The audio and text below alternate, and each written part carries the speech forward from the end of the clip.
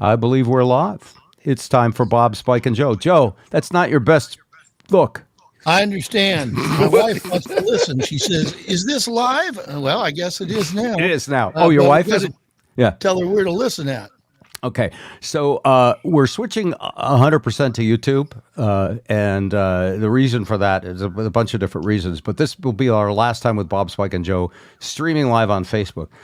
Basically, you can get it on demand super easy on YouTube, whereas on Facebook, each week they try to get us to advertise, and then they try to just squelch it more. It's just Facebook. It's just, I know I'm on Facebook, trashing Facebook. Do you think the bots know? Well, they never met a fee they didn't like, so.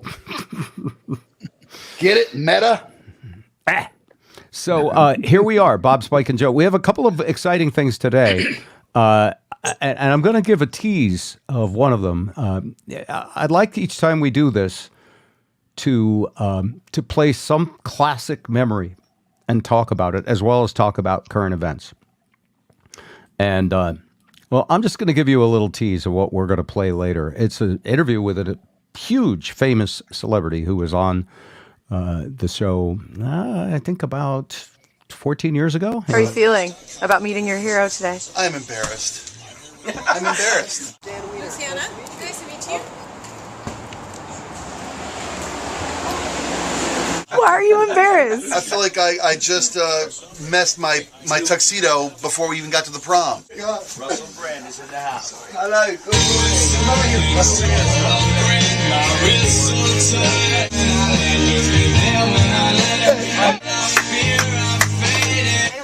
No, I really think this guy is going to be. Did you realize you were doing it? That you would ask him a question and then you would just keep licking his I was butt? trying to justify the question. I was trying to, In Get Him to the Greek, Russell Prey. She's in. She's in, he said. All right, hang on. The answer.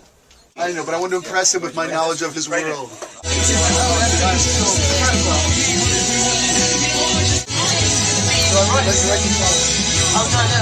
That's proper musicians. Bye-bye, take care, guys. Thanks for the God. He's like the James Bond of rock and roll.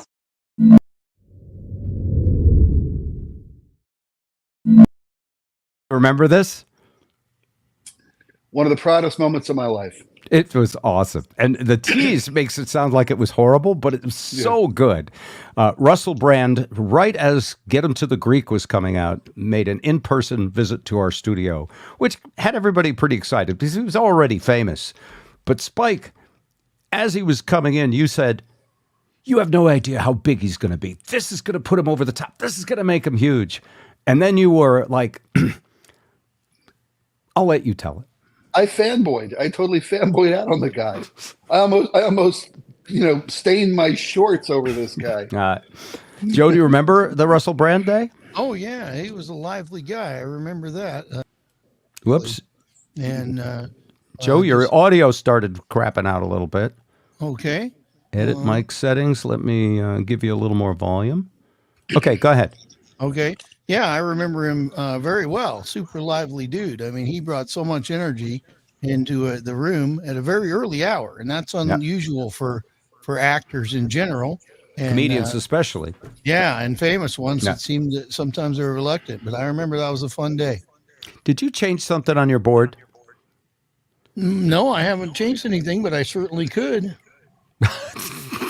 Let's buy a scratch and win ticket and see what happens. No, you said you sound great. I haven't touched a thing. So. Oh, perfect. Well, then I'm not even going to worry about it because your mic just started warbling a little bit. But I have way higher than I should have it. I mean, all right, turn it down a little, and I'll turn it up here. I wouldn't have it. Usually, this is where I would have it. All right, I think it's better that way. The mistake you made was listening to me. There's a little bit of echo, though. I hear that let's too. See. Can we? If I go, this may make it a lot worse, or it may make it better. Let's see if we do this. All right. Is that better? I think it's completely gone. No, I can't hear you guys though. All right, just put back. Okay, how's that? Is that any better, or is it the same? I'm going to do echo cancellation on my side. This will be fine. Better? Okay. Everything sounds perfect to me. Yeah, so, it sounds good now. Okay. All right. That's the thing about live. If it wasn't live, we could edit it, and I'm seriously considering not doing it live. What do you guys think? No, live is better. Okay. You work hard enough. All right. So the Russell Brand interview will be at the end of our discussion tonight. And it turns out when I saw that promo, I thought, oh, that must be really embarrassing for Spike. And then when I watched the interview, you were as freaking funny as you ever are. I mean, you and he, Thanks, I think you didn't think you guys connected, but he totally was into everything you did. And all I had to do there was sit there and, direct traffic because it was so funny. I think I said maybe the funniest thing I've ever said in my life to him in trying to compliment him.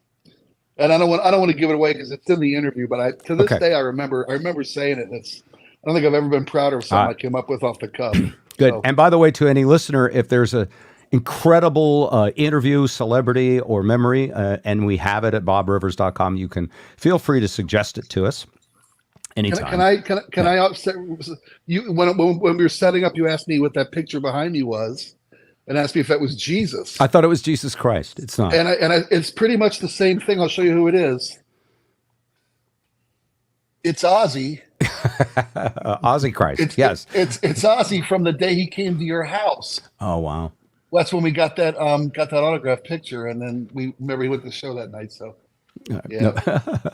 All right, let's start with Joe today because Joe, I think, as a broadcast professional teacher, has actually put some work into a few things he wants to talk about. Well, first of all, I got to say I'm a little down. I just got really humbled by my alma mater, Newport High. They came in here and marched in here and beat my badminton team 10-1 and marched right out. And tomorrow I got to play Interlake, another badminton machine. And then Thursday I got to go and take my girls to Newport and do it again. We're in the tough part of our season here as a badminton coach. And our girls are great attitudes and really nice people. But some of these Bellevue schools, they're a badminton factory. Let's just face it. That's what they do. Let's get into the how and why of that after we first ask you, how did you become a badminton coach? Well, mostly because they needed somebody to do it. And you might not believe this, Bob, but I have some badminton prowess. And I don't know if we ever talked about this much. When I was at Newport High, that's my alma mater, and in PE, they didn't have a boys badminton team and still don't. They don't do badminton for boys, which is some boys really want that to happen. But I could beat just about everybody in my high school in badminton because when I was a real little boy, I grew up next to a lady named Marcia Chinnock, and she was an Olympic badminton player for England. And she took us around like when I was 10 or 11 years old, all over the Northwest playing tournaments. And I was by far the worst person on the team, but everybody else was pretty good. So forwarded to high school, and I actually knew what I was doing, and I could beat everybody except one Swedish exchange student named Nels. This guy was and I'll always remember it. I mean, I could beat. Still remember him. Oh, I could beat baseball players that are playing Major League Baseball, that went to the MLB. In badminton, what do you call the thing that you hit? Well, you can call it a birdie or you can call it a shuttlecock. That's what I thought. I'll leave it up to you. We usually go birdie these days. It's a little. I'm not going to get into the political correctness of that, but did you choose badminton because of all balls in all of sports? It's the lightest one. Well, yes, it's harder to get hurt, and it's I mostly did it because there was an opening. I'm the assistant coach. I'm not the coach. I'm the assistant coach. And, but hold on. I've seen Ted Lasso. You're super important.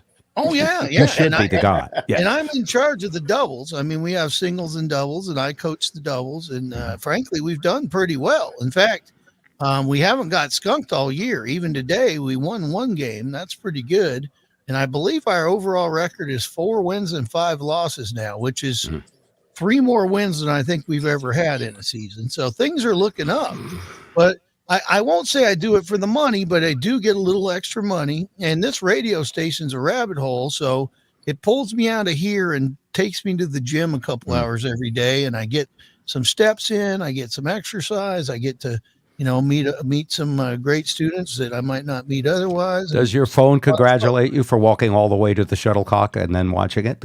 Watching the game? This little thing will, when it buzzes, and it's got to be getting close. I got my Fitbit here. I love to get my steps. So I got to do 1,500 more still before it'll buzz for me today. But, well, you can stand up and walk in place while we do this if you want. yeah. But that's not what I came here to talk about. That's just where I'm wearing my shirt. I just happened to get done, and I rolled over here to. No, that's awesome. Hold on, before you move off of a badminton, Joe, I got to say, any kid that gets you involved as a teacher or a coach is better for it. And I mean that wholeheartedly, man. And our other coach, who you might even know, Spike, or would remember, the head coach is a guy named Kelly John Lewis, who was he was one of Don James' offensive linemen way back in the day. Played next to Ed Cunningham, but me and Kelly are the coaches, and we're about I don't want to brag, but we're about the two nicest, easygoing guys you're going to find. And we don't win as many as we lose, but we definitely have a good time, and I think the girls enjoy the positive spirit that we bring. So you are the living embodiment of Ted Lasso. Yeah, you truly are. It's a blast. I'm behind on my Ted Lasso. I haven't started the new season. I got to do that. I love that. I haven't either, and I'm not going to because I binge. I don't have one episode helping and then wait a week. First off, at my age, I frequently forget where the plot left off, and then I have to. I like to binge until I'm and then I'll watch more the next night. So I waited. Get logged in there, so. Yeah, I waited almost until the end of the second season to start, and I didn't expect much because the first season was so good. I thought, and they seemed to resolve everything, all the tensions between him and the, owner of the team. And I thought, oh, well, where are they going to go with it? And then the second season was better than the first. And it really should be, most churches should require watching Ted Lasso to be in the congregation. It's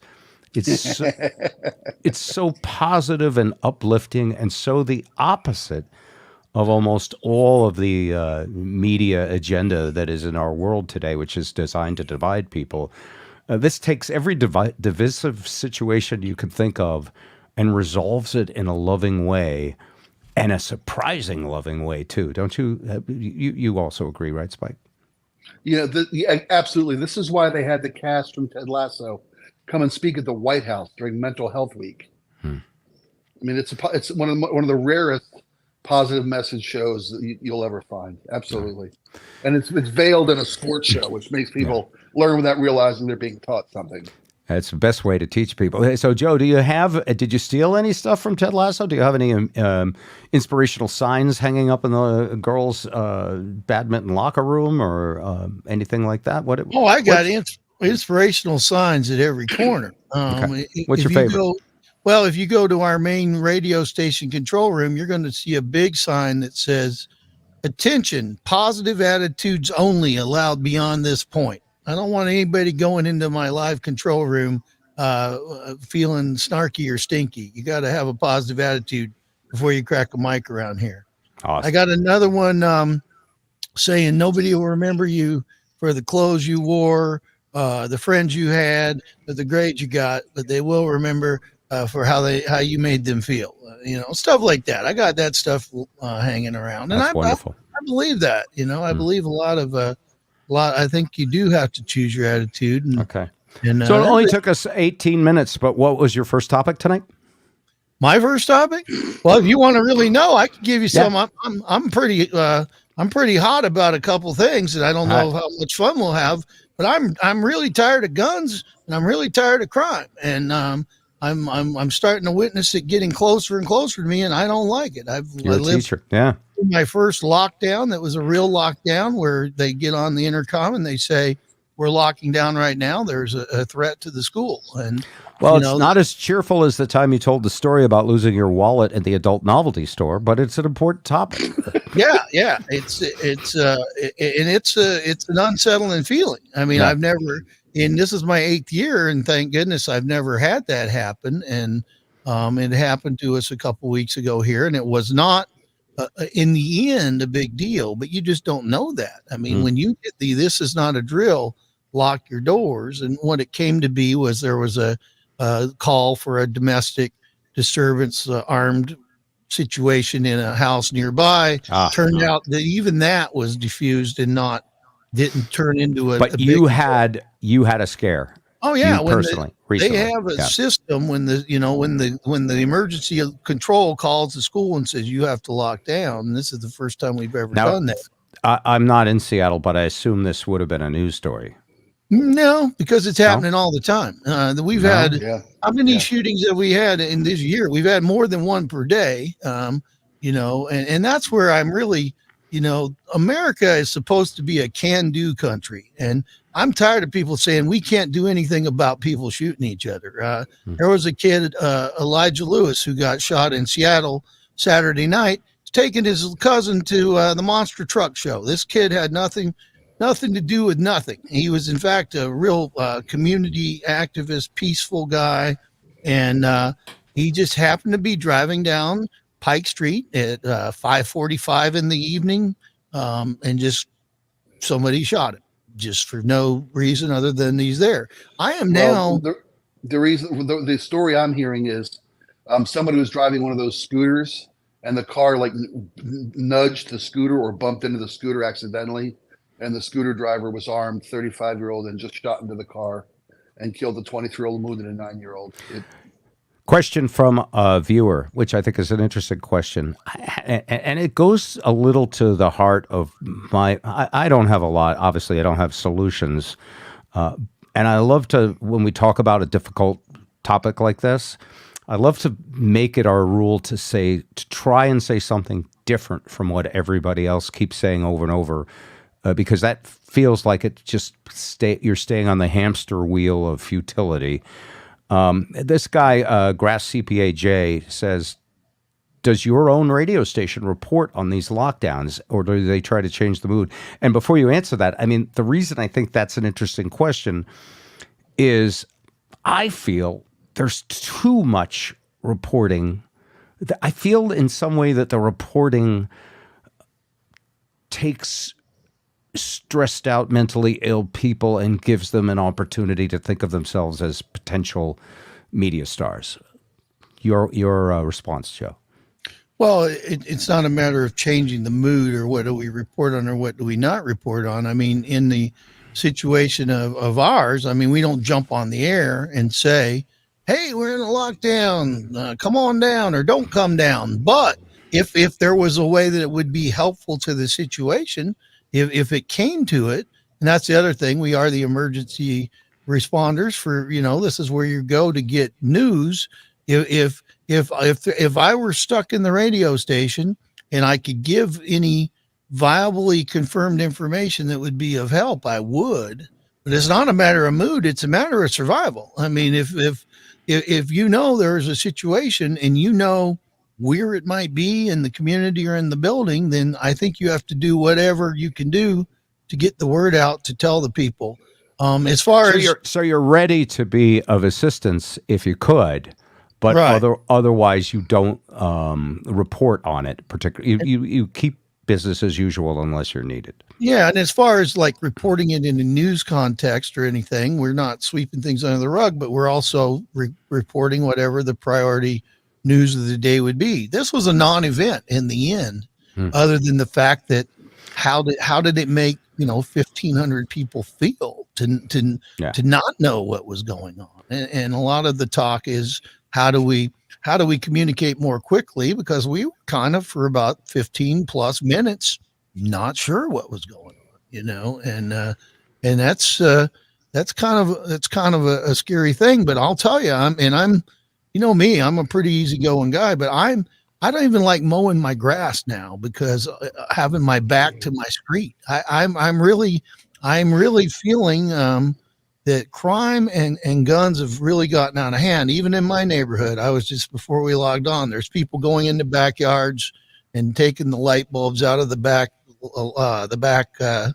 thing so they can break in and stuff. This is like right in my immediate Bellevue neighborhood. It's happening every day right now. And that bugs me. In fact, I got a good critter cam now.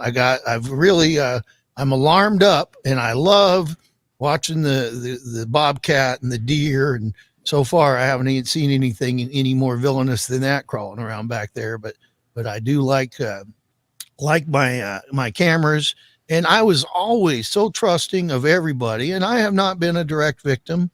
But the fact that it's happening, at least in our area, and I think in a lot of the country, with such regularity, I mean, and I don't want to be a bummer, but getting shot is the number one cause of death for kids now under 18. That's that's beating out any disease. That's beating out even car wrecks. Getting shot is the number one cause of death, which is just baffles me that we can let that happen in America, and there can still be people that say there's nothing we can do about it.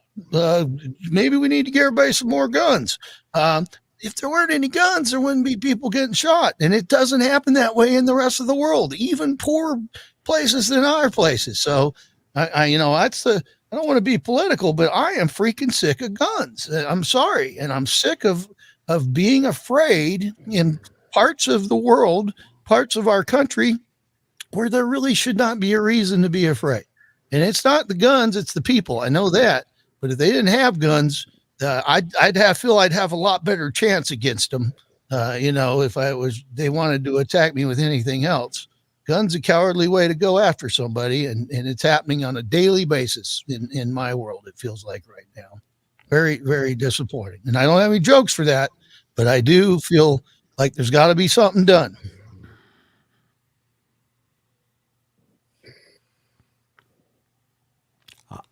I got some jokes about no. We're gonna get to the.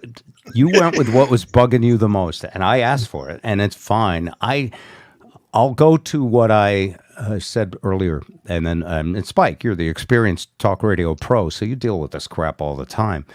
For me, there's an old expression in Maine. Someone comes to a dead end, and they're at a river.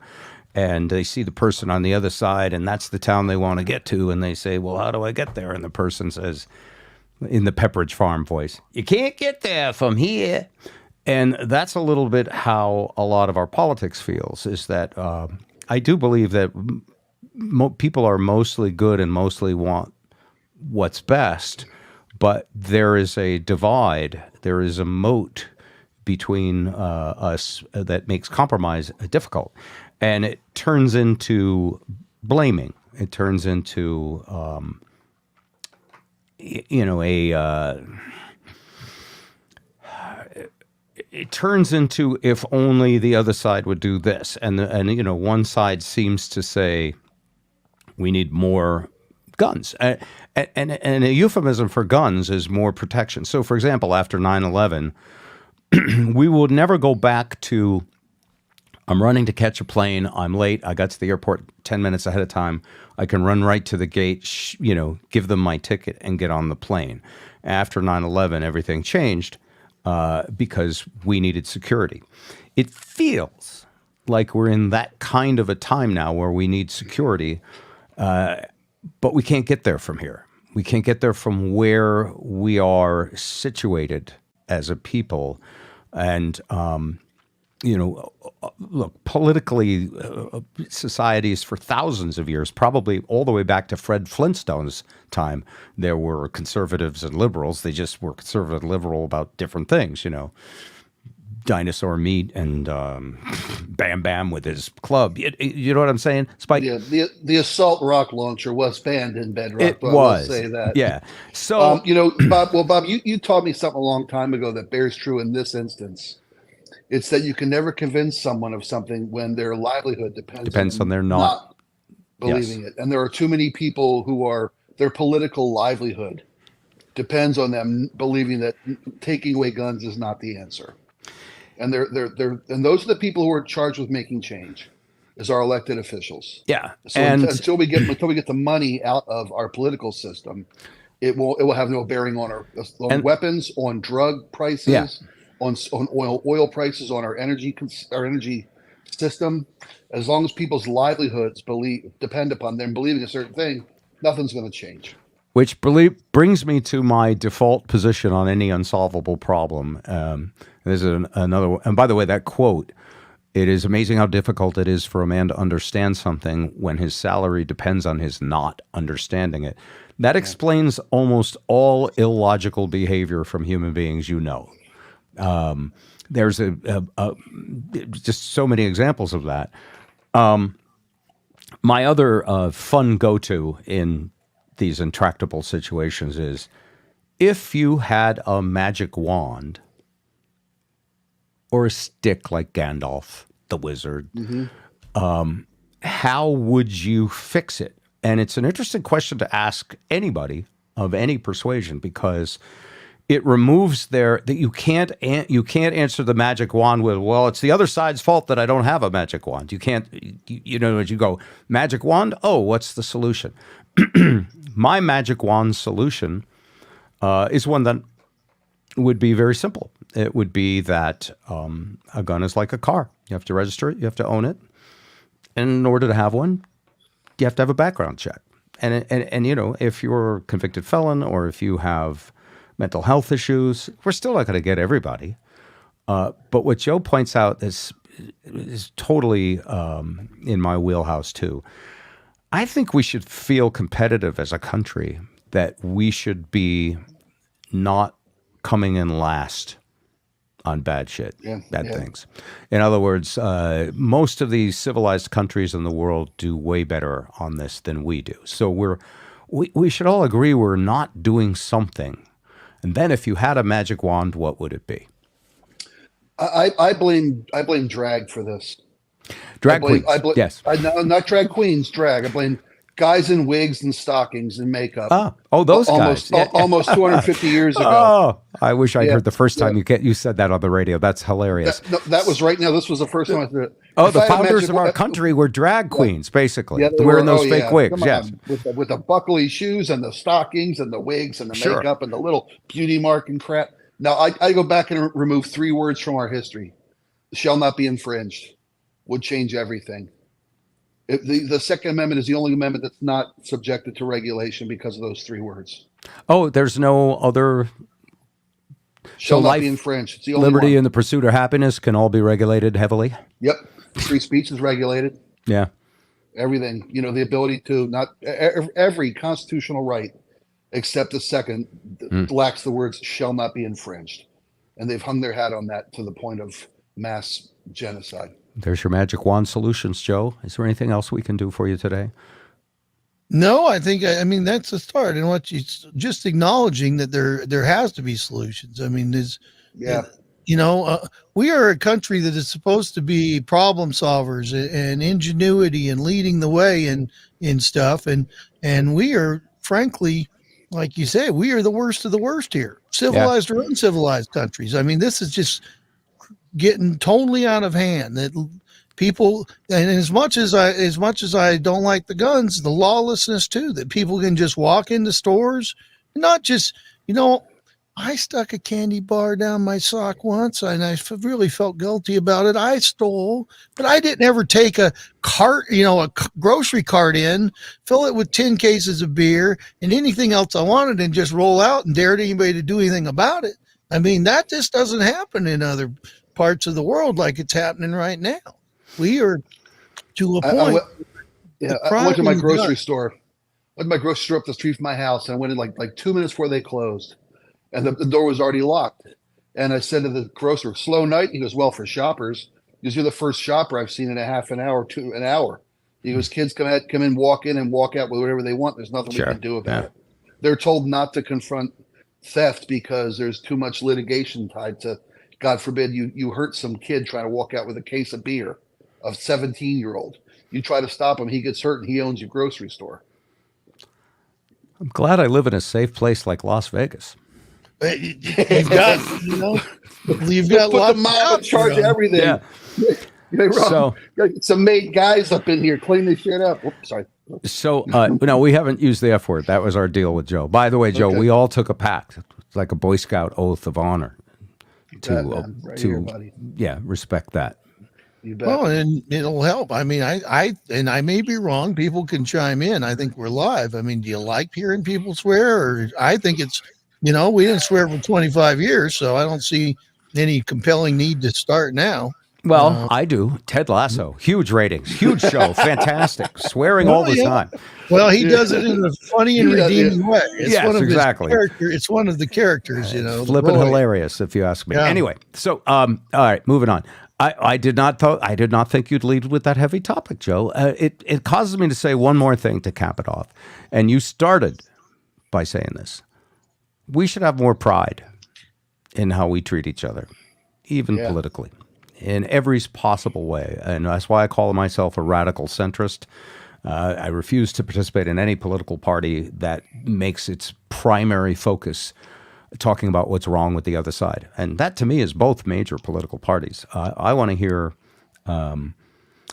leadership. I want to hear pride. And you know what? We need to go to Mars.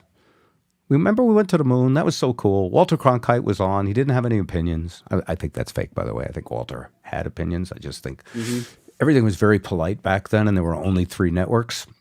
So, human nature is human nature. But I believe I could really consider myself a patriot if we had some totally bipartisan missions to solve some problems in this country that everybody agreed that they were all for. And, and that's the thing. It's just, And I think everybody can agree. Who's all for not having kids get shot? Everybody say aye. I mean, this seems like things that I don't see how you can argue about this stuff. Now, you can argue about how you're going to solve it, but I think everybody can agree. I'm tired of my stuff getting stolen. I'm tired of my kids getting shot. Let's quit the politics and do something about those 2 things. There seems to be solutions in other countries. A lot of kids, when we were kids, everybody was smoking. Kids were smoking, and you could smoke. Then they got rid of Joe Camel, the Marlboro Man, all that business. Less kids smoked. I mean, you've got to start somewhere, and you've got to change the rules, or you won't get anywhere. Change the rules. All right. Can't get that from here. Sorry. But you can. If he says you can't, then asking people to give up their politics these days, it's I've made this point a few times. I don't know if I've done it with you, Spike, but politics is like the WWE. Remember decades ago, it was the WWF back then, the World Federation of Wrestling.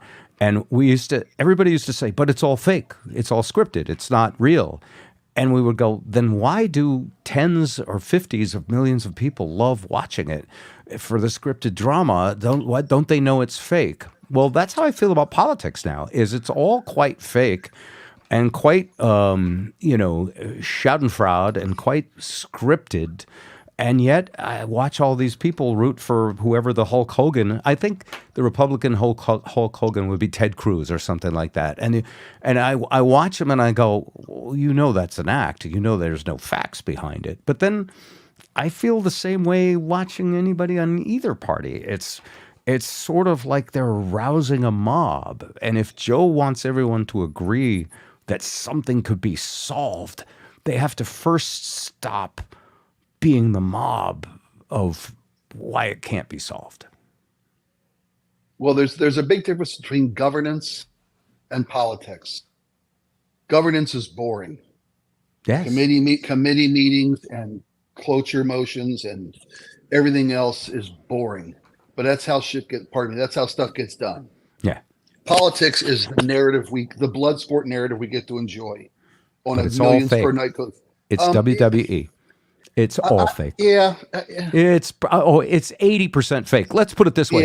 If you went to get some meat and you saw that it was only 40% fake, would you still buy it? Maybe if it was Subway and you thought the turkey tasted good. But I'm still saying. By the way, did you see where they made a meatball out of mammoth meat last week? What is mammoth meat? Woolly mammoth meat. Oh, from a glacier? They found the genetic code, recreated the DNA of mammoths, and made a meatball the size of a bowling ball out of mammoth meat. Real mammoth or cloned mammoth? Well, it was cloned. It was cloned from a genuine DNA strand, like in Jurassic Park. In Jurassic Park, they made a meatball of mammoth meat. Everybody's like, what a ridiculous, useless story.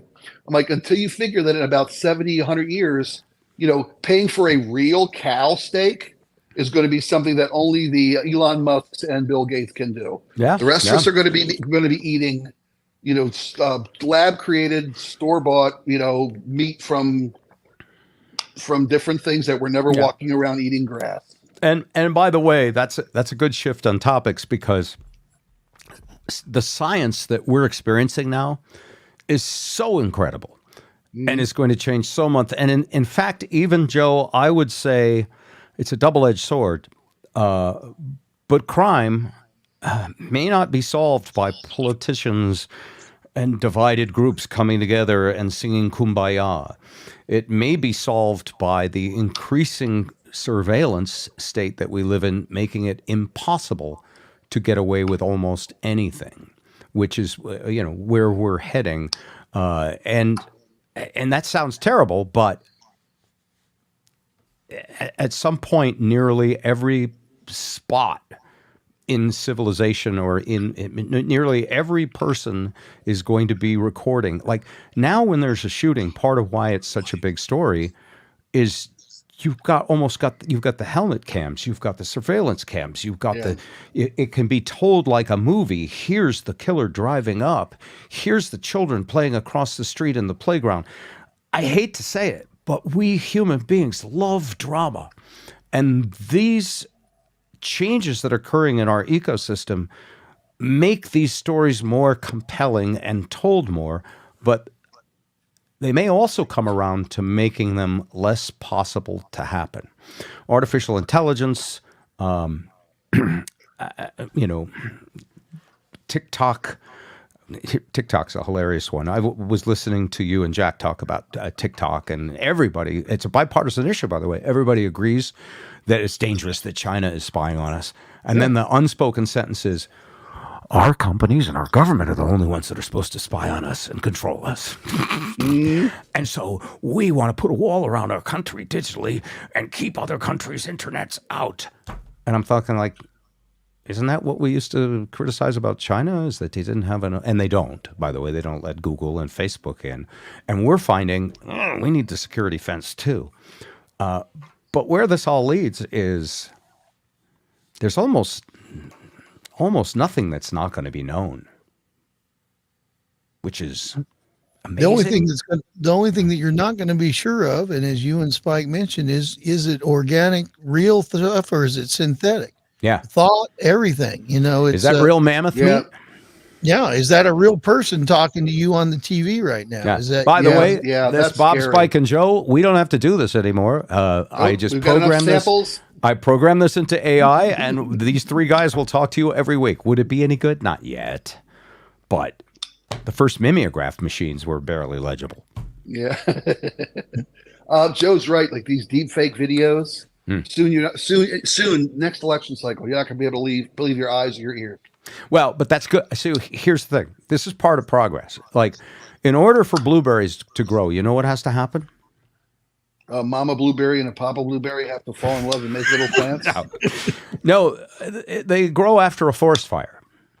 So destruction plants the seeds of renewal. And so what's happening now, we're so early in the early pitches of this game of I don't even know what to call it, because we're past the information age. We're now into the artificial intelligence age, and we're just knocking on the door of it. Now, is it dangerous? Yeah. Was nuclear energy dangerous? Yeah, not done perfectly correctly. Yes. And so that's how I feel about the information age. For example, the problems Joe's talking about aren't going to be solved by giving everybody a gun. They aren't going to be solved ever, because there's always a wild nature of human. What we want is our numbers not to be as bad as worse than civilized countries. So there's a certain amount of death and there's a certain amount of tragedy that none of us gets out of here. We all have an expiration date. So we can't eliminate anything bad, but we should be proud of how well we do as opposed to ashamed of it. Do we agree on that? Yeah. So safety belts, TSA, think about all of the things that have changed in your life. I mean, I saw a picture today. Someone posted a picture in a chat group I'm in of his birthday party when he was 7. And he was blowing out the candles over an ashtray, and his uncle had a big stogie and cigar right next to his face. Have you seen that one? Oh yeah, it's circulating. Oh around. yeah, could be everybody's birthday party. Yeah. And so it's like things have really, we're too careful now. Not really. We're much safer up until COVID, up until this gun violence. Our life expectancies just kept going up and up and up. And I think if I were running for president, rather than talk about guns, I'd talk about how we should have pride in ourselves again and how we should not be happy with our declining numbers. We should not let China outcompete us. We should win. We should fight. We should innovate. We should find innovative ways to solve the problems instead of shouting at each other. Would anybody cover a politician like that? That would actually want to solve problems and I think the politician's going to get the most coverage is the one who's being arraigned in court tomorrow. Oh yeah. Speaking of that's paper. Who had the pool? We made it 40 minutes into this conversation. I had the under, so I lost. So well done, man. Well done. And I brought it up, so I did it intentionally. But that's part of the point, Joe and Spike, love you both, that we get what we ask for. And we want divisiveness and drama, and not wanting it. Remember when we were younger and peace and love, make love, not war? Remember when our movement was to be kinder and more loving to each other? Yeah, we shot all those guys. Yeah. Some of them, yeah. I hate this. I don't mean to be facetious, but yeah, I know. Yeah. But isn't that what we need? Wouldn't you rejoice if there were some younger candidates? By younger, I mean in their 60s. Whippersnappers.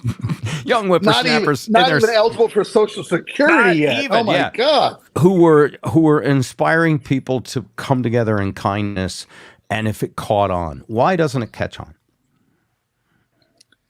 You want the psychological?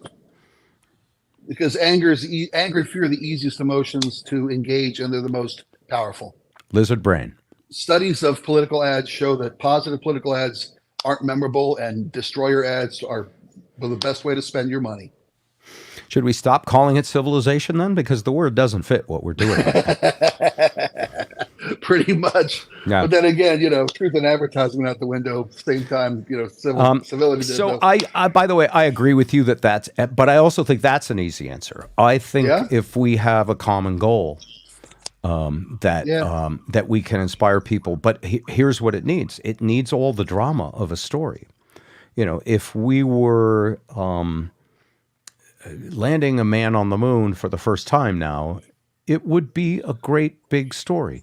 Would it compete with a certain ex-president being indicted and arrested tomorrow? Maybe. If we were one of the rules of being mentally healthy, and several support groups I have wandered in and out of over the time, is you can't necessarily change your weaknesses, but you can crowd them out with better things. You ever heard that one? Yeah. Like if you just do stuff that's useful a little more often, you'll have less time. Right. Yeah. Finite amount of time in the day. Yep. Yeah. Anyway. I got the solution. I came up with a solution while you were talking. Sure. You run two candidates, one from each party, and the winner gets to be president and the loser gets to be vice president. That's the way they used to do it. I totally love it. Yeah. First two presidents were Hold like on. that. Would you hand Joe, please hand Joe your magic wand after you're done. Sure. I'm going to let you finish. Go ahead. Liz Cheney and Elizabeth Warren on a third party ticket. Love it. Because I'm sick of guys running stuff. Trust me. Yeah, I am so sick of guys. Can't get there from here, but I love it. Joe? As far as you're saying about being kind, and I know it's cliche, but I do have a shirt that says, in a world where you can be anything you want to be kind. And I know that's cliche, but I wear that shirt. And by the way, I bought that shirt for $6 on Temu from the Chinese. God. Chinese are, they're saying be kind. And that shirt tracks your every movement. Yeah. I don't get. By the way, I don't get the anti-China at all, and no one has explained to me anything that TikTok has ever done that's more dangerous or any different dangerous than any of the other surveillance on the internet. Well, I agree. I'm a trusting type, like I said, but I've talked to some people, and one of my colleagues is she's got a master's in political science. She's worked in Russia, Dubai, all over the world, and she is pretty convinced that the Chinese, now a lot of fine Chinese people, don't, I'm not saying as a nation, but as a government, they're infiltrating in the ways that they can, and the ways they're infiltrating. Is infiltrating a lot like infiltrating? Is it the same sort of thing? Okay. And they're doing what it. Does it mean? What does it mean in a global world where we're already clothed by them? And most of the junk in our house is part of trade between these two different tribes, U.S. and China. And the history of humanity is different tribes trading and sometimes warring with each other. What does infiltrating mean? Well, infiltrating our society one iPhone at a time by having these apps that are so alluring, like this Temu. I saw a Super Bowl ad. I said, you know what? I'll check it out. The stuff is so cheap, and so far it's been pretty good quality stuff. I mean, a $3 So wait a minute, buying cheap stuff from China is not a new thing at all. Doesn't have anything to do with apps. But is there a little camera in that nose hair trimmer? I mean, are they putting things in our house? And if so, why and what? We don't know. Do we want all the nose hair trimmer cameras to come from San Francisco, from one Google place? Do we want them all to be American? Well, in all seriousness, what they're concerned about is this app that's on my phone that I'm buying super cheap shirts and nose hair trimmers and stuff from. What else could that app possibly be doing? And you could say that about any app that's on your phone. It could be, but these happen to be Chinese companies. And but I'm be paranoid about I'm that, asking for a what if? What are the things that it could do? I have listened to Congress. I listened to super high-end, smart, intellectual shows, and no one has said this horrible thing happened and it's going to get worse. I don't think. What if it made all your money go away? What if it made all our money go away? What if? How would your money go away? Because every phone, Joe's right. Every phone that TikTok is on, TikTok, right? They have TikTok.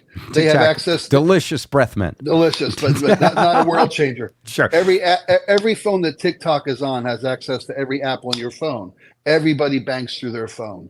You put a malware in there that eliminates the entire digital banking system in the United States in one bomb day. That's what they could do. It's too backed up. Maybe. This is really this is a more realistic way of what they're doing. That's a long-term pretty frightening, game. by the way. That sounds like the commie trials. Yeah. What was the Joe McCarthy? Those commies are coming. The blacklist. Yeah. It sounds like it's appealing to the same lizard brains. Because let me tell you, banks are all global. Joe. Yeah. Out of respect for you, I didn't say it. Banks are global and they're all intertwined, and money knows no borders, really, which is why our sanctions don't usually work as well as we'd like them to. So, do I believe that something could go wrong with banking? Sure, because these guys will back themselves into their own corner.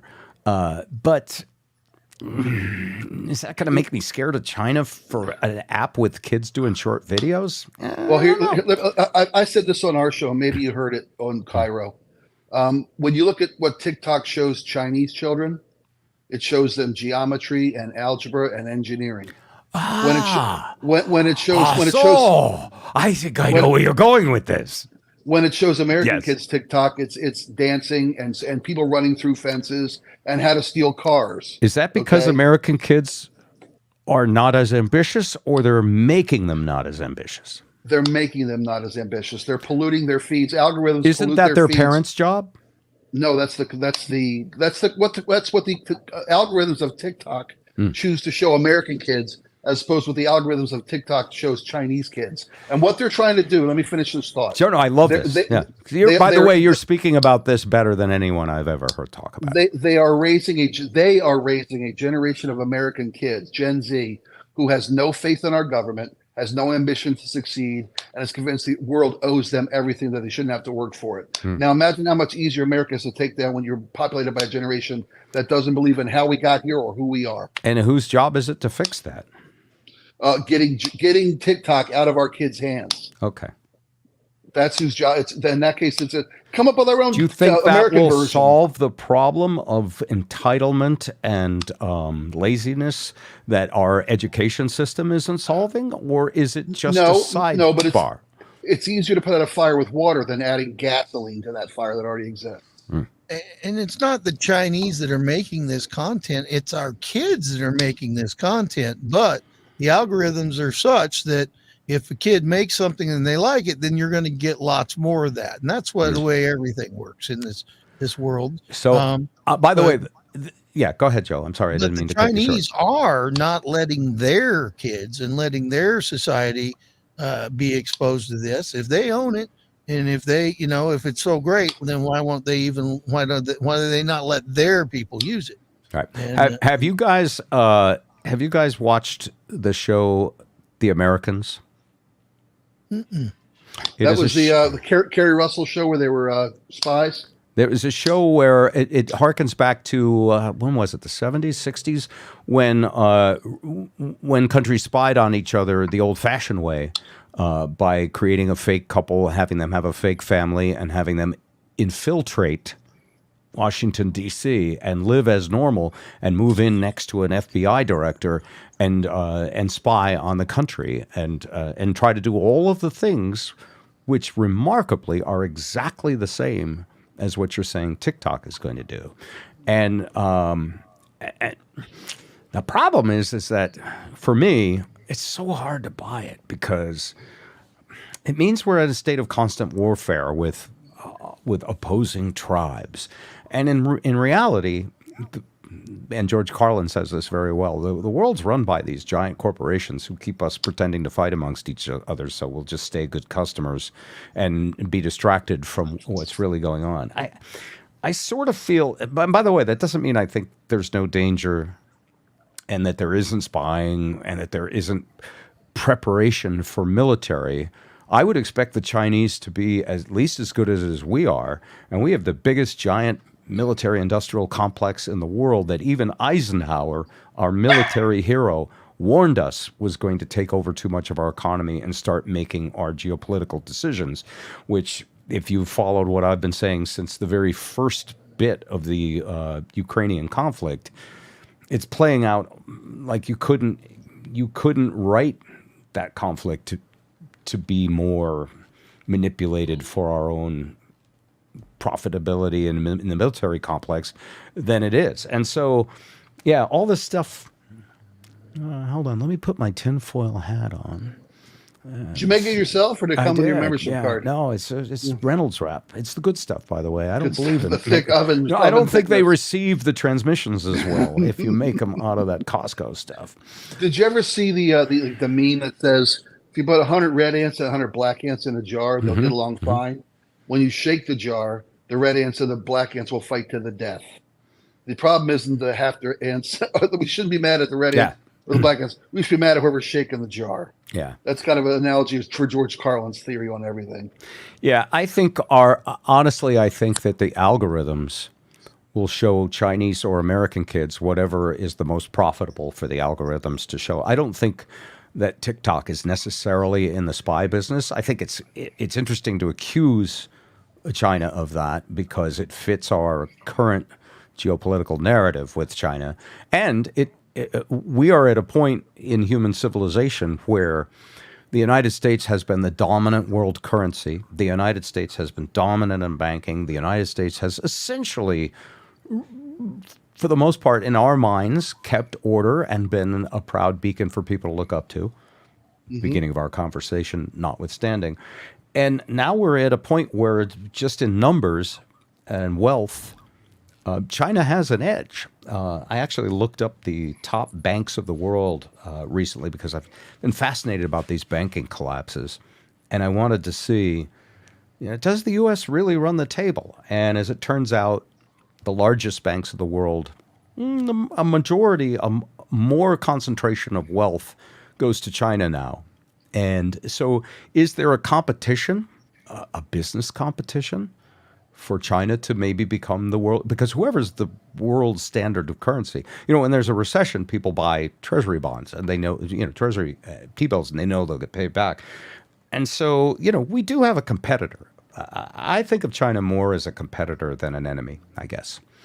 And really, my life has been enriched, and our standard of living has been enriched by the disparity between our standard of living and wages and theirs. And sooner or later, that stuff has to balance out in the world through trade, I guess. Joe, are you asleep? Because I think I'm getting boring. Oh, no. Okay. I'm right here. I'm right here. And so I don't look at China as an enemy. And I agree. This whole TikTok does concern me because it does sound like you're singling out a country. Who's to say, that Mark Zuckerberg is any better than, we're putting his stuff on our phones, or Jeff Bezos or whoever. Amazon sure knows a lot about me. You got to be running out of toilet paper about this point. You haven't bought any for a while, they'll send you a little reminder. So there's a trust. I will say, if you want to you always talk about rocking the vote and getting young people interested in the political process. Whoever wants to come out and say, you know what, I don't want TikTok taken away, is going to get a lot of support from your 18 to 24-year-old. Yeah, it's a numbers game. Yeah. Yeah, because if they just ban TikTok, young people are going to look at it as, it's not for security. You're just picking on me at this point. Yeah, and there's a lot of Americans making good money on TikTok now, and not just young people. There's, YouTube is great, and all these other platforms. Oh, it sorry, seems Joe. like Joe, TikTok, you're being upstaged by a puppy. Yeah, I heard a little barking earlier. It is a cute thing. Yeah. How old is She's he a now? lifesaver. She's almost a year. Be a year this month. Almost a year. That's wonderful. Yeah, she's a Bandit is lifesaver, man. All right. still there, 17 years old. Still I there. know, that's amazing to me. I know you lost the Is Man recently. Yeah. Oh, so sorry about that. Yeah, Izzy. Well, he had a good run. That was a few years ago, and he was great. How many in human years? Izzy made it to 16 in human years, and Bandit 17. He's blind and deaf, and just walks around in circles until he tires himself out and then sleeps for 12 hours. But he still loves a good meal, and that's and he made it through another Super Bowl. That's kind of my, as I've often said, put me down when I can't watch the Super Bowl. And I thought he'd seen his last And understand it. ago. Yes. Yeah, and he's still sitting there right next to me. All right. He outlived Tom Brady, but here you go. Yeah. Yeah. Are you guys ready for your classic Bob, Spike, and Joe clip? Russell Brand came to the studios. Do you remember? This was at KZOK, correct? Yep. All right. And Spike just gushed all over him. He thought he His very colorful life. You can actually see Russell Brand in addition to this monster movie. You could see him tonight at 8 o'clock at the Paramount Theater. For tickets, go to stgpresents.com and watch for Get Him to the Greek to be the comedy hit of the summer, starting on June 4th. Spike got to see a preview and says the movie should be 72 hours long. I'm serious, and you can attest. You were there. Yes. I laughed so loud at this movie, I was asked to be quiet by other theater goers. Well, that seems a bit draconian. So I peed on him. It seemed only fair. That's right. It seemed only That's fair. how much he loves you. That's a good way of resolving conflict as well. If anyone disagrees with you, give them the micturition. The movie covers a 72-hour window, as Bob said, and I really think if you'd have filmed all 72 hours of this trip, it would have been a great way to spend a lot. It'd been better than Woodstock for 3 days spent in my life. It really would have. This movie should be mixed into an aerosol form and sprayed over the city. Wow. So that all people can enjoy this movie. Wow, Spike, that's a really good review, particularly the napalm version. Thank you. Because they don't know they want it. They need it, but they don't know that they need it. People don't. Sometimes they don't know. It's easier for us to decide what people want because people make mistakes. That's how Stalinism started. Yes, it is. That's a cover. Thank you, man. is. That's a really good review. Well, Russell, welcome to Seattle. Thanks, Bob. You're here and you're doing a show tonight.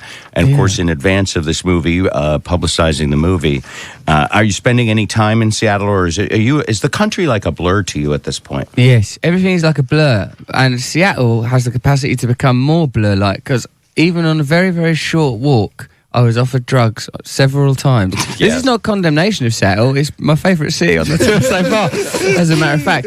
But tear down that Pike Market, it's kicking off down there. We just went for a stroll.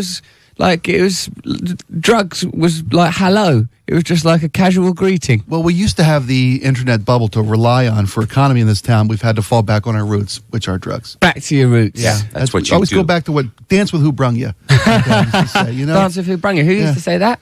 My dad. Your dad? Yeah. He was all over it. Well, we didn't have any girls in our family, so it was very awkward. When we danced with who brung us. It was really. Oh, you are really into his humor. I love he is like this reading guy. your tweets. The old tweets. Yeah. How do you like the fact that you can be in 24-hour contact with fans, and has it changed the way you work, or is it just you just live and breathe it and let it be whatever it's going to You've be? got to be careful, Bob, in this narcissistic, self-indulgent age in celebrity, when everyone fates you and tells you what you want to hear, not to go a bit mad. I failed. I went mad on the first week when I was told I was allowed free taxis. Since then, I've been suffering a great deal. Right. But that tweeting, that can be dangerous, because a lot of the things I think they should go through several filter systems before they reach other people's minds. Well, God gave you one. You just chose not to use it. You don't need that filter system, do you, Spike? No, it's an impediment. Slows us down. Filters are an impediment. Yes. First thought, best thought. So said Jack Kerouac. Absolutely. We must listen to the legacy of the beats, the people who gave us this counterculture. What are we doing? Sit around thinking and filtering things. Let's start swearing and overthrowing the government. Right. We're wasting our time and theirs. All right. Well, let's keep an eye on We it. can still do a revolution, Spike, me and you. Hey, Aldous Snow, I think this might be the greatest movie character of my generation. I really do. I thought so. All right, he's a rock star. He's the rock star. Is it like better than Spinal Tap ever was to you? Oh, Is it hello. Like, that's that's the a high bold mark. claim. That's Yeah. the holy grail of the whole deal. Yeah. I was going to ask who was your inspiration for Aldous, because he is. I'm a fan of rock and roll. I've been 1,000 Could you concerts. stop talking and let him answer? I'm trying. I'm trying. When he gushes I'm so over excited for you somebody, to be he here. tends to ask the run-on question. Well, I've heard it. If he's not gushing on them, he's peeing on them. In the cinema, there's a lot of fluid coming out of Spike. I was inspired by a lot of the proper rock stars of the 70s, and 60s, before rock and roll had sort of a conscience, before people just, when like Jimmy Page, Mick Jagger, Bowie, when rock stars were like living on the parameter of death, nearly dead rock stars, where they were sailing close to the wind, fueled only by egotism and cocaine. But low drugs are bad. That's part of my message. But also I'm friendly with some sort of contemporary musicians, like I'm mates with Slash and and Noel Gallagher, and them lot. They have they don't seem to care so much. Like, say if you're comedians or whatever, or actors, they're very sort of nervous about what people think. I once asked Noel Gallagher why didn't, how come you say that stuff, mate, and you don't care? And he goes, as long as I've got a guitar, I know that people will pay $10 to come and see me. So, if all of it goes away. If all of it goes away, he can eat and he can play his music. So I think, musicians, that's why they have that attitude, I think. And that's the appeal. You could be that, but you could also be monstrously huge. Yeah, I like that. You like monstrously huge. Are you going to enjoy, because I think you're going to explode with this movie based just on what Spike said. Are you going to enjoy mega, you have fame now, but are you going to enjoy mega fame? Yeah, it would be nice. I mean, as long as I don't go mentally ill, I don't, it's difficult to say until things happen. I've done a lot of things that before I did them, I didn't realise what the experience would actually be like. That is why I no longer keep rubber gloves in my bathroom. It's your choice to go unprotected. It's your choice to go unprotected. All right. It's my choice. Reading your history, and I don't know how many people know all of this, but reading your history, you had a very difficult growing up. You were parents separated when you were 6 months old. You were molested by a tutor. Your mother don't weep for me, Spike. I feel all right. Had cancer. That was true. You, a guy, became bulimic at one point. Which, that was sexist of me. And then you... It was. And then you had a lot of problems with drugs, which I assume, since you're successful now, drugs are not a problem. You're quite right, because it's very difficult to run heroin addiction in conjunction with a successful career. Yes. One of them has to give way. Initially, career, and now heroin. Right. They will not cooperate, those two. You can't do a good job with your Can't heroin. serve two masters. I find that myself. First, for me, when I was on heroin, that took up a lot of my time. It was a lot of dedication. You've got to get it, then you've got to do it, then you've got to sit very, very still dribbling on your couch. It's our cycle begins anew. It begins anew. Yes. You think, I finished the dribbling on the couch. Right, I'll just go to work. Oh no, I've got to get more heroin. And you Sit deal with that. down You on deal with that in this movie. Get into the Greek. You deal with that subject so carefully and thoughtfully. Oh, wicked. Well, that's, obviously, Nick Stoller, who wrote the movie and directed it, he's a very, very brilliant man, but not a heroin addict, so... Do you have tips for people who are have these competing things, how to be more successful in your career? Well, if anyone's got addiction problems, then I would suggest that if it's troubling you, one day at a time, try not to take drugs. And there are support groups for these kind of things. If you're taking drugs and you're enjoying it, congratulations, well done. Carry on. Carry on. As you were. All right. Now, your girlfriend is Katy Perry still, right? Yeah, she still is. She still is, and she's pretty hot, and you guys are happy and fun. I love her. She's really great. Yeah. What's happening with her career? Like, for both of you to have these massive careers, is it difficult to be like? I always wonder about these show business couples. They're in the tabloids and they both have careers, and it sometimes seems hard for them to stay together. How do you guys handle it? Because that stuff is it's exciting, and when I first met her, it was like, wow, yeah, she's a pop star. But after a while, people are just people, aren't they? Yeah. And all that ephemeral stuff is meaningless. So it's just like, as long as I'm getting on with her and we're honest with each other and chat to each other, all that stuff's meaningless, and we're just like, sort of two people. I'm quite old-fashioned. I prefer she didn't have a job and stayed at home and looked after our children. We don't have any children yet, but I do put the cat in a jacket. Yeah, you got to know if she's ready for the gig. I put the cat in a jacket and say, how does this make you feel? She called the police. Yeah. She doesn't mind that your character is a bigger star. Yeah, I think she recognises that in the real world, that is not the case. Yeah. In the fictional world, I'm a bigger star. Okay. This character was invented, was it created in the movie Forgetting Sarah Marshall, or did it exist before that? Well, what happened was, mate, is I went to the audition for Forgetting Sarah Marshall, Jason Segel's movie that Nick Stoller also directed, and the part was for a British author, like a nerdy Hugh Grant writer type character. And I went to the audition, and they said, oh no, he won't be happy, a nerdy writer. Look at him. Let's make the character a rock star. So that's either a massive endorsement of my personality or a condemnation of my ability to act. Your choice. You got it. A traffic light happened then. What does that mean? That means Train's we have coming. 2 minutes. Oh, yeah. 2 more minutes. That's with not Russell enough. Brand. We've got so much to give. But I wanted to ask you, You get Russell, more for that than a nuclear warning. Sorry, Joe. before you decided to put career first and you were concentrating more on heroin, Yes, is sir. it true you got arrested 11 times? Yes, I did get arrested 11 times. I was always getting in trouble with the police. A lot of it was because of drug addiction, but then there was a lot of secondary problems, stealing things, stripping in public. That was the problem. Do you have like a favorite mugshot? I mean, the Smoking Gun put celebrity mugshots up. They could do a whole Kind of a coffee table photo book. montage of you. A montage of mugshots. Oh, that's nice. That could be a good album name, right? Montage of mugshots by Russell Brand, and then just sounds of doors being slammed. I don't know. Furry Walls is better. Furry Walls is a good name for it. I love how you call those things secondary things. Stripping Secondary. in public, because they happen because of the drugs. Yeah, since I've stopped taking drugs, I've not stripped naked in public even once. Who knew? Who knew they were connected? At the time, I thought this is unrelated behaviour. I just fancy a quick strip. I used to get arrested a lot of protests, sort of like anti-capitalist sort of things. Used to go to them, and I thought these bloody capitalists, what they need is some more nudity in their lives. That'll snap them out of it. And you performed for Queen Elizabeth, right? Yeah. You're probably the most arrested person ever to do a royal performance. Hang on a minute, I might be. That should be written down somewhere, shouldn't it, in a book? Well, You guys all- you've got a why system, don't you all get tweet this that done. on the way out? I'm the most hold on. I'm the most arrested person ever to perform before Queen Elizabeth II, Queen of England, and all her colonies. They usually don't let people like you get that close or in the same room. Yes. Oh, that was my chance. I could have overthrown her there and then. I should have kicked that shiny hat right off her head. and assumed control of the country. Right, it's me now. I'm your queen. Now put your cats in jackets and sit on your settees. You have also been fired, suspended by the BBC. Yeah. Like when you're at school, suspended. Like, you know, when you get in trouble at school, they go, right, you've been not coming to school. Take the rest of the week off and think about it. I was going to do that anyway.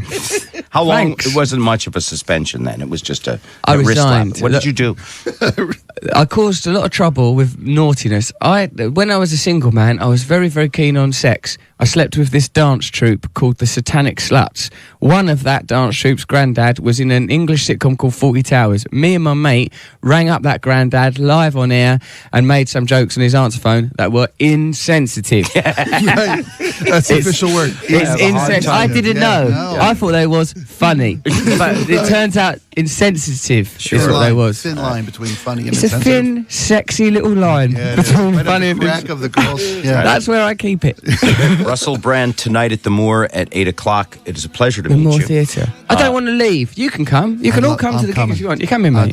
We have to come. I'd love to come. Tonight at 8 o'clock, can we come? Yeah, Do you definitely. know- Come for free. You don't even have to pay. You're worth every penny. I'll pay twice. Do you Oh, know? that good. Do you know people that can get us in? Yeah, Dan. Dan's in charge. Dan. Look at him. He's already Dan putting us on the Wiener. list. Dan, we're coming. We're on a list. This Yeah, is too come. good. Then afterwards we can talk to each other in a corridor. Wow. That's what happens. You talk in a corridor. Yeah, you do. You really do. You'll be in a corridor. Oh, the glamour. We're backstage. There's nothing to do. Tonight at the Moor at 8 o'clock, we have 2 pairs of tickets to give away to see Russell Brand tonight. 1-800-252-1025. Would you like to make people do something for the tickets or answer a question or something? Give up your drugs and win a ticket to the show. Come clean or don't come. Okay, They don't have to come clean because otherwise no one would come, would they? This is Seattle. Fair enough. You've got to understand your market. Yeah. 1-800-252-1025. Caller number 10 and caller number 11. The question should simply be, why? Why the are person you who coming? answers that correctly. All right, Just and why? we'll put him on the air, Eric. Just start with caller number 10. You want to hear the answer? Yes. Or you got to go. Why have I I'm got to getting go? death lasers. Death lasers? Death laser. Oh, say Use your urine against the death lasers, Spike. God gave you this talent. Piddle them away. Piddle us to freedom, Spike. Also works on jellyfish stings. All right. Russell, it's very, very nice to meet Thank you. you. I like it hearing your radio show. Cheers. Your entourage can take you now. This is great. It's going to be a bigger entourage next time. You think so? Please stop in. Please remember where we are. All right, mate. All right. Sharon is calling number 10. Sharon, you can win the tickets. You just have to answer one question. Why? Why, Sharon? Why? Why? Because I love you. Because she loves you. My, She's in, he said. All right, hang on. Jeff and Banger, caller number 11. You have to answer one question. Why? Jeff, it's not that hard. Why? Yes. Yes, he said. Yes, he can come. He can come. All right, that was nice. Enjoyable? Magic. Yeah. I'm embarrassed, but yeah. Of course, he and Katy Perry would go on to get married and split up because their careers didn't allow them enough time to be together. And Russell, of course, has had a wonderful career. He's gone a little bit right wing in recent years. I don't know if you know that. Oh yeah. Yeah. He's pissed off both sides in equal measure. But he's been himself. Yep. True to his word. And hopefully still healthy. While he's still alive. That's always an indicator. Spike, you're sideways. Oh, there you go. Joe? Any Yeah, final that was thoughts? it's like No. well, it's kind of like a time machine. I mean, it's just back there going, oh wow, this was like a chunk of my life. I'm, reliving here, and it was a blast. Where Russell Brand has really done well for himself is in the voice department. What's that? Despicable Me series. I think there's been 3 of those.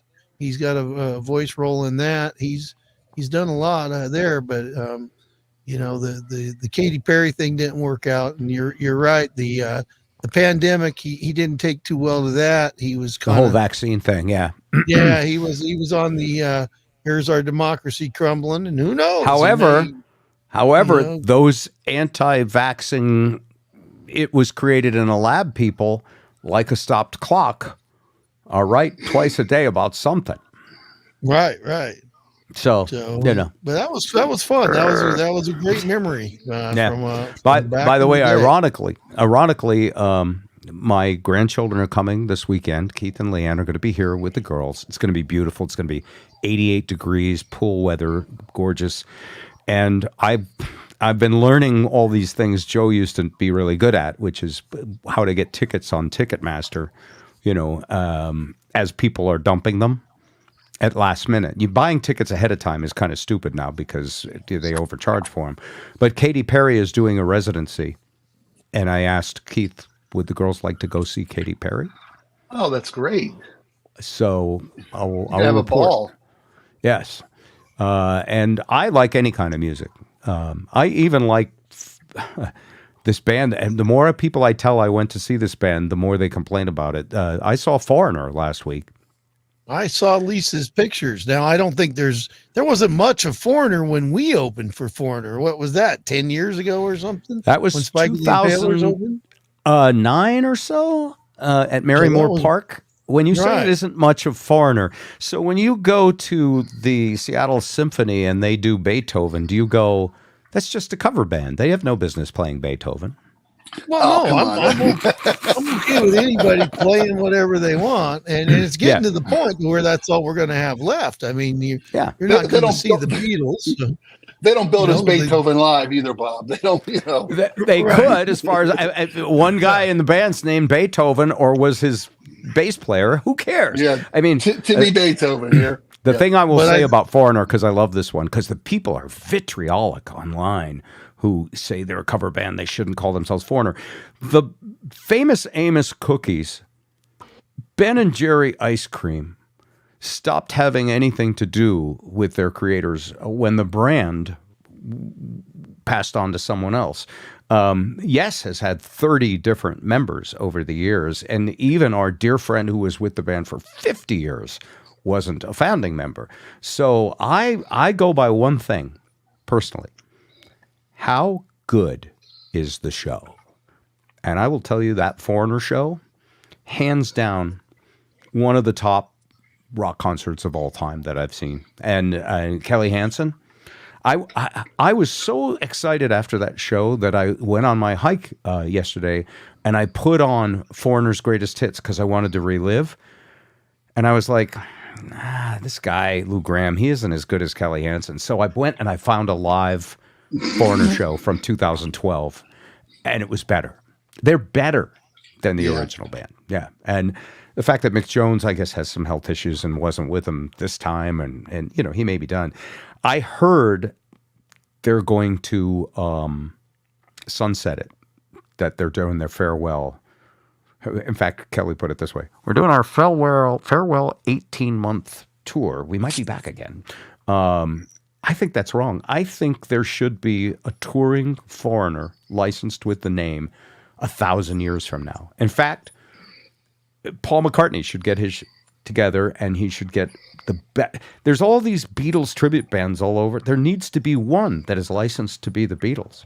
When the Dalai Lama gets old, they raise young potential future Dalai Lamas. There's like five little Lennons somewhere in Liverpool being raised right now. Exactly. Anyway, I know that's off color and it's humorous, but I actually genuinely, now living in Las Vegas, I enjoy the shows that are great. Old guys hanging on who can't really sing that well anymore, if they're the original members, sorry, not as good for me. Bands that replace the original members with stellar Nashville musicians and play it true to the record and do the music, the songs. The songs to me are more important than the people. The songs are the genius. And that's why I use the Beethoven comparison. Anyway. And with Foreigner, as long as you have one, I think you're okay. You can't have all Americans. You got to have one that's a foreigner. You got to say, hey, we have a I see. You're upset that there's no Chinese person in the band. Is that it? No, really?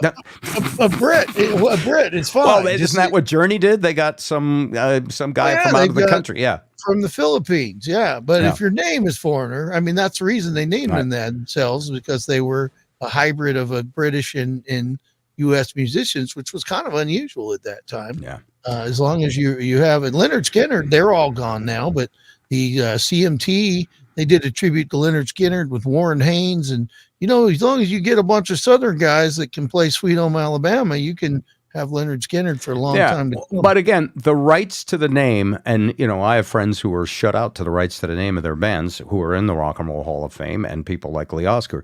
The rights to the name do matter. I wish there could be a tribunal that would, take the ones that went to the wrong people and fix it. But anyway, here's what we've seen in Las Vegas so far. Elton John, The Who, Little River Band, B-52s, John Fogerty, Sting is coming up this week, Foreigner, Styx, Aerosmith, Bryan Adams, Jay Leno a couple nights ago, Taylor Tomlinson, great comedian, Kristen Key, another great comedian. We saw the Fab Four, the best Beatles impersonators out there. It was okay. It was pretty good. We saw the Australian Bee Gees. I just looked at the lead singer and said, I think he's wondering how he got here and why this ended up being his life. He just didn't seem to be into it. And then, anyway, so those are the concerts. Spike, is he working tonight? We lost him again. Yeah. Dave, is he having an issue with his connection? Is that why he pops on and off? I don't know. All right. Thanks, Dave. Appreciate it. No, I'm just kidding. I don't know. Dave is our tech He's in and out. Executive producer behind the scenes who says he doesn't want it. That's a great background. All right, Dave. Thank you for putting this all together. Well, Seattle is no LA or Vegas, but I got to say, I've never seen shows rolling in here at the rate they're rolling in this summer. It seems like we're officially... I mean, it's just crazy. Even the stuff I like. I'm going to go see the Jerry Harrison and Adrian Belew. They're doing the Talking Heads Remain in Light tour. Steve Hackett doing Genesis. Peter Gabriel doing Genesis. Snarky Puppy. I mean, there's just all these really, really super great shows that keep me wanting to see live music for a while. Yeah, me too. That's the best thing. Bumper Shoots back. It's rolling in. The winery, you wouldn't believe the wineries. James Taylor. I mean, it's on and on and on. James Taylor, Steve Miller, just about every classic rock or thing that's going on, they've got out there. And see them while you can, because there won't be another Steve Miller and there won't be another James Taylor, probably.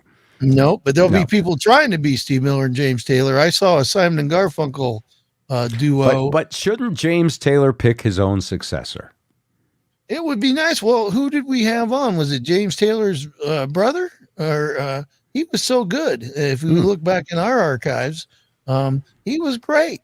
And same with Mark. I think Gallagher did that.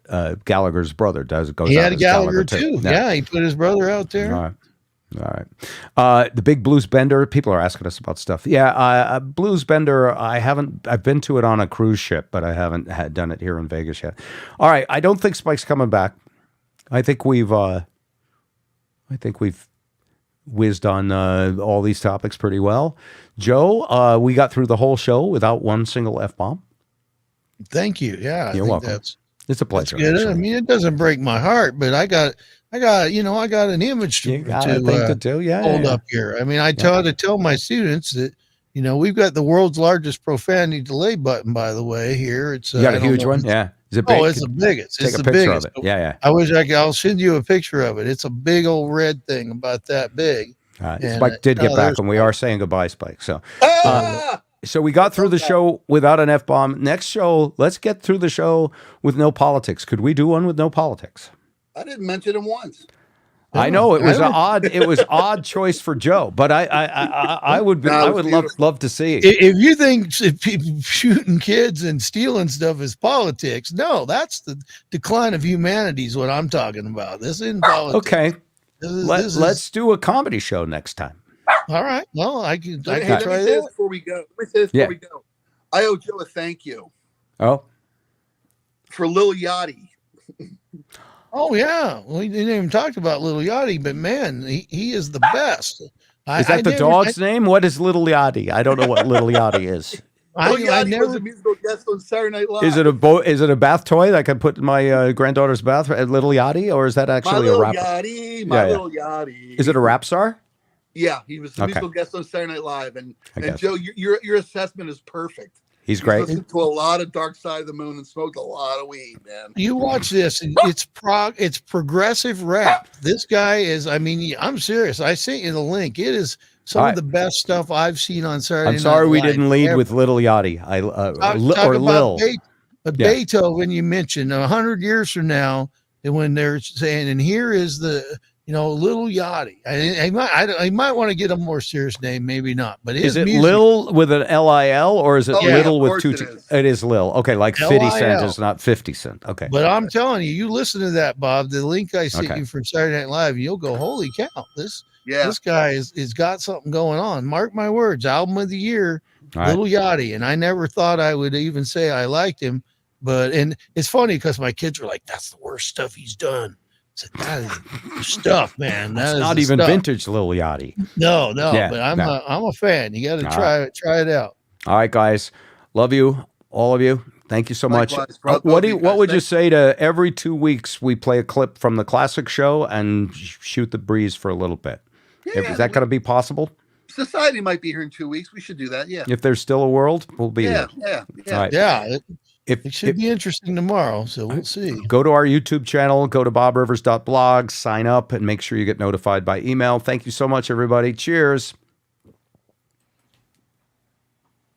Peace and love. Love and peace.